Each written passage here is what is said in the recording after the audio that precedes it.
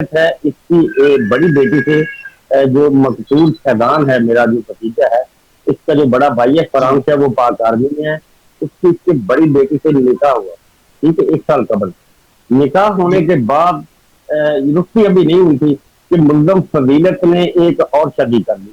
ایک دوسری شادی کرنے کے وجہ سے جس کی سابقہ بیوی تھی وہ واپس دیپال پر اپنے قتل کے ہاں وہاں پہ رہتے انہوں نے اختیار کر لی، جس کے بعد یہ ہوا کہ اس نے جو نئی ماں تھی فضیلت کی جو نئی بیگم تھی، اس نے بچوں پر تشدد کرنا شروع کیا ہے روز، اس کو تانے دیتی تھی، اس کو کہتی کہ پاک پتن سے جو آپ نا طلاق لے لو، جو نکاح ہوئی ہے میں اپنے اپنے رشتے داروں کے ہاں میں آپ کو دوں گی۔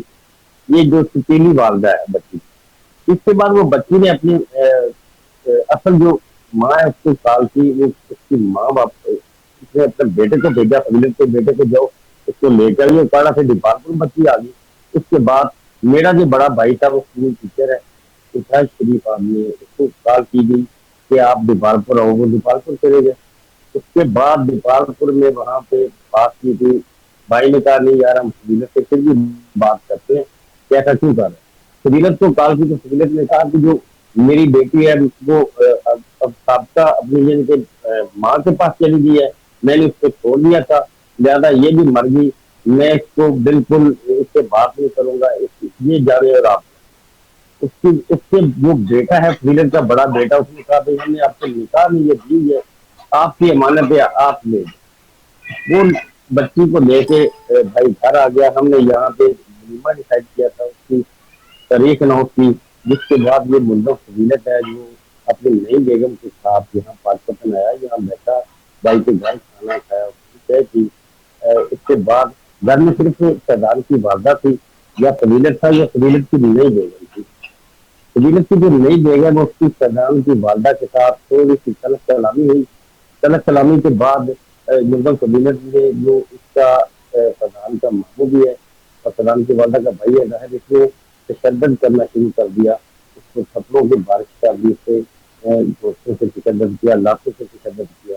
تو جب آواز آئی تو فیضان باہر کھڑا تھا، باہر سے بات کے لیے تیسرے ماموں کو پکڑا، پکڑ کے نیچے گرا لیا کہ یار اس کو پکی رکھا، میں بھی یہاں پہ موجود تھا، میرا ایک کزن ہے یہاں پہ علی کی، وہ بھی اپنے گھر میں تھا، ہم بھاگ کے آئے، اس کو فضیلت کو یہاں پہ سمجھایا کہ یار آپ ادھر کیوں شور شرابہ کر رہے ہو، جب اس کی والدہ تو آپ مارو گے کیا، وہ آپ کو نہیں مارے گا، یہ شکر کرو کو آپ کو اس نے ایک تھپڑ بھی نہیں رسید دیا۔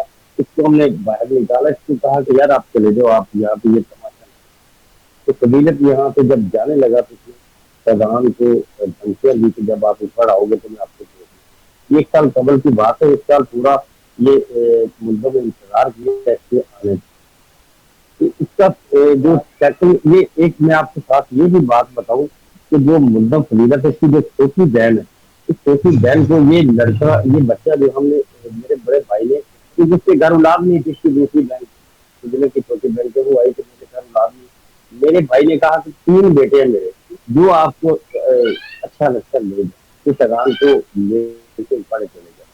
شیطان کا بچپن مظفر کوئی پڑھا نہیں گزرا ہے، وہاں پہ اس کی پرورش کی سیکنڈ مدر اور سیکنڈ باپ ہوتی ہے۔ تو یہ اس کے دوست جو تھے وہ ایک دبئی سے آیا، اس کے دوست کو رسیو کیا انہوں نے، رسیو کر کے ادھر مظفر کالونی آیا، دوست کے گھر ہے۔ اس کے بعد اس کا ظاہر دل کرتا ہے کہ میں اپنے ماں باپ کے گھر دوں، 1 سال ہو گیا یہ نہیں جا رہا تھا، یہ سیکنڈ ماں باپ کے گھر گیا، ان کو بھی ملا، اس کے سیکنڈ ماں باپ نے جو اس کا سامان وغیرہ تھا وہ پیک کر کے لاہور جا رہے تھے کہ ہم یہاں نہیں رہتے، اگر آپ رہتے ہو تو فضیلت آپ کو کرے گا۔ تو اسی وقت وہ ادھر دوستوں کے پاس آیا، مدر کے پاس ان کو ملا، واپس جانا لگا، بس چوک میں آیا، دن دہاڑے اس نے فائرنگ کی، اس کا ساتھ بیٹا تھا فضیلت کا، یہ باوردی تھا، اس نے فائرنگ کی اور تقریباً 9 سے 10 گولیاں وہاں پہ چلائی گئی، جس سے میڈیکل رپورٹ ہے تو 5 گولیاں لگی، 2 ہاتھوں پہ لگی، ایک ٹانگ پہ لگی۔ جب زخمی شدید ہو گیا تو اس کو کہہ رہا ہے کہ آپ نے مجھے پکڑا کیوں تھا 1 سال قبل، اب آپ بھاگ کے دکھاؤ، چلو بھاگنا چاہتے تو آپ بھاگ جاؤ، لیکن وہ ماموں ماموں کرتا رہا، یہ فائرنگ کا جی۔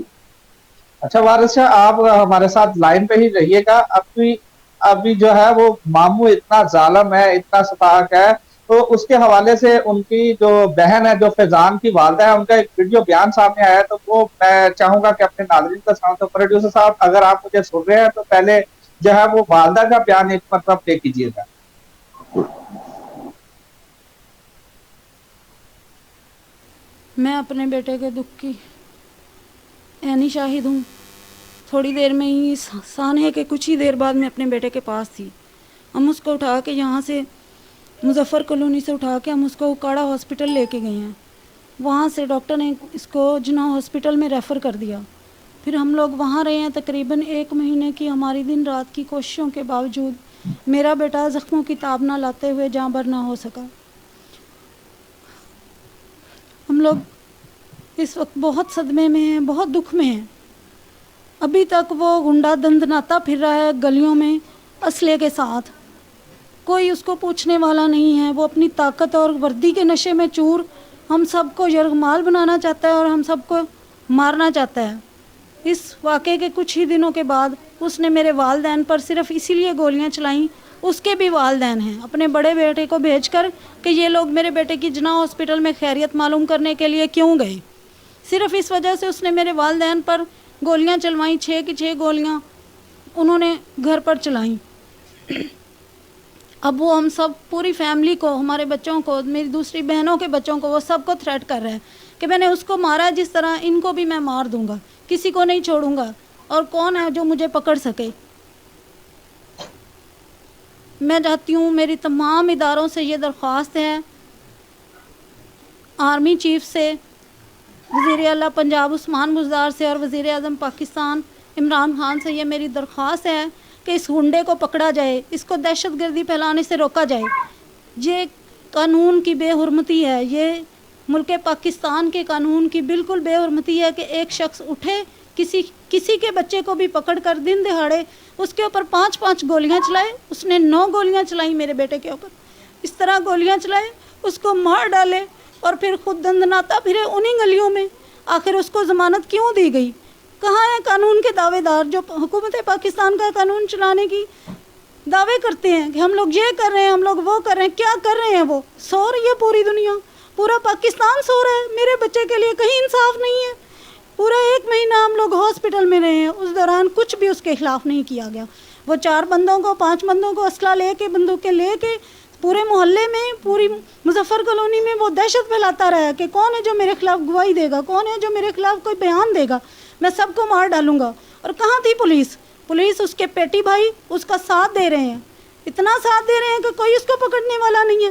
میں پوچھتی ہوں حکومت پاکستان سے, میرا سوال ہے گورنمنٹ سے, عمران خان سے, کہ آخر ہم نے اس کو ووٹ اس لیے دیے تھے آج کے دن کے لیے کہ پاکستان میں کوئی قانون نہ رہے. ایک بندہ اٹھتا ہے, کوئی بھی اٹھتا ہے, وہ کیا ہے؟ وہ ایک کانسٹیبل ہے, وہ وزیر اعظم ہے, یا کہ وہ خدا کے پاس سے آسمان سے اترا ہوا ایک انسان ہے کہ وہ اٹھے اسرائیل ہے کسی کی بھی جان لے لے اور پھر وہ دندناتا پھرے؟ کس نے حق دیا اس کو؟ میرا گورنمنٹ سے سوال ہے, میرا آرمی چیف سے سوال ہے, میرے بچے کو انصاف دیا جائے.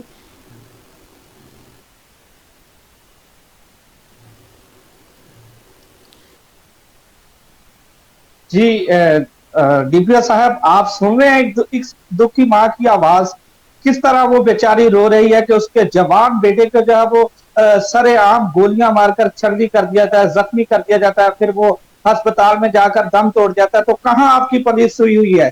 ایک اتنا وہ طاقتور ہے ایک کانسٹیبل آپ کا جو یہ ظلم و ستم کر رہا ہے, اور آپ کی پولیس اس کو سپورٹ کر رہی ہے, اس کو گرفتار نہیں کر رہی ابھی تک. کیا وہ اتنا ہی وزیر اعظم بن چکا ہے وہ پاکستان کا جو اس کو گرفتار نہیں کیا جا رہا؟